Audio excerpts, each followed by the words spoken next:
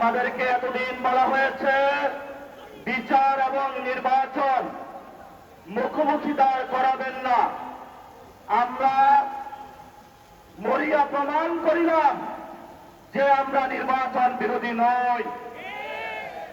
এখন সময় এসেছে শহীদ উসমান হাদি ভাইয়ের হত্যাকাণ্ডের বিচার করতে হবে। তৎকালীন সময়ে সংস্কারের নিয়ে বলা হয়েছিল, সংস্কার এবং নির্বাচন বিরোধী করার চেষ্টা চালানো হয়েছিল, ট্যাগ দেওয়া হয়েছিল, ওরা নির্বাচন চায় না। আমরা তোমাদের চোখে আঙ্গুল দিয়ে দেখিয়েছি আমরাই বাংলাদেশে গণতন্ত্র চাই, তোমরা ডাকাতি করতে। এখন সময় এসেছে, কোন নয় ছয় চলবে না।